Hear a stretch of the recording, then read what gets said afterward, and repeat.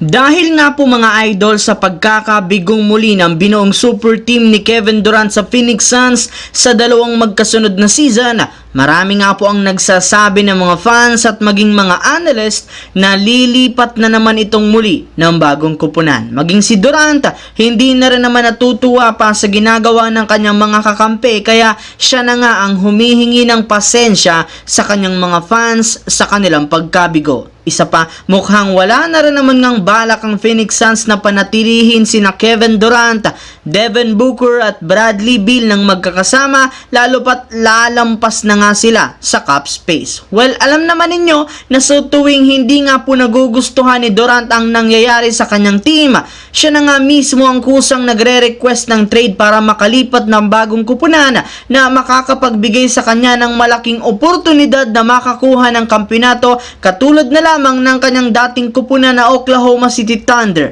Golden State Warriors at Brooklyn Nets. Kaya hindi na rin naman natin masisisi ang ilang mga fans kung bakit nanghihinala na aalis na si Durant matapos ang dalawang sunod na taon na pagkabigo ng super team na kanyang binuo sa Phoenix Suns. Samantala, bago pa man magsimula ang playoffs, marami nga po ang nagsabi na mas alyamado pa rin ang Los Angeles Clippers kontra sa Dallas Mavericks, at napatunayan rin naman nga nila ito matapos silang manalo sa Game 1. Ngunit sa isang iglap, bigla lamang nga pong nagbago ang ihip ng kanilang serye. Sa katunayan, matapos ngang manalo ang Dallas sa Game 2, Game 3, pumabor na nga agad ang kanilang bakbakan sa Mavericks sa paglamang nila ng 2-1. At ang maganda pa dyan, kaya nga po nilang pataasin ang kanilang kalamangan sa kanilang darating na Game 4, lalo pat base nga sa ibinulgar ni Coach Ty Lue, hindi nga daw seryoso ngayon ang kanyang team.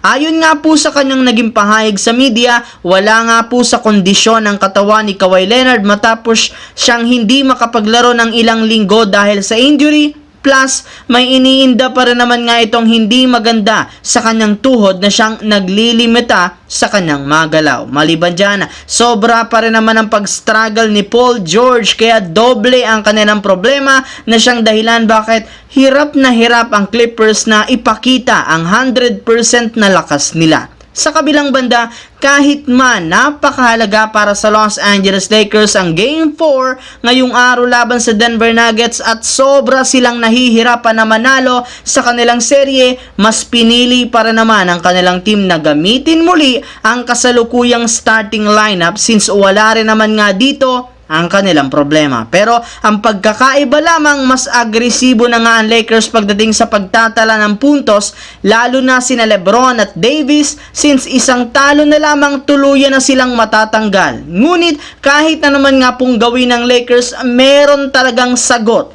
ang Nuggets, lalo si Coach Mike Malone sa kanyang ginawang adjustment sa pangunguna ni Nikola Jokic at pagiging agresibo muli ni Jamal Murray at ang pagdodomina ni Aaron Gordon. At sa pagpunta nga ng second half, ginawa muli ng Nuggets ang kanilang scoring run ng kanilang team sa nakalipas na laban. Ngunit hindi nga gaya noong last 3 games, bigo ngayon ang Denver Nuggets na ma-pull off ito sa Game 4 matapos gumawa ng adjustment sa wakas ang Lakers pagdating sa kanilang depensa na sinabayan pa ng pagiging agresibo ni LeBron sa ilalim. Bukod nga po dyan, mas nag-step up na rin naman ang kanilang mga role player na isa sa mga rason bakit nakakuha na sa wakas ang Lakers ng unang panalo at naibaba na nga nila sa 3-1 ang kanilang serye sa first round. So yun lamang mga idol ang ating bagong video ngayon. Once again, this is your J-Zone TV. Huwag kalimutang mag-like,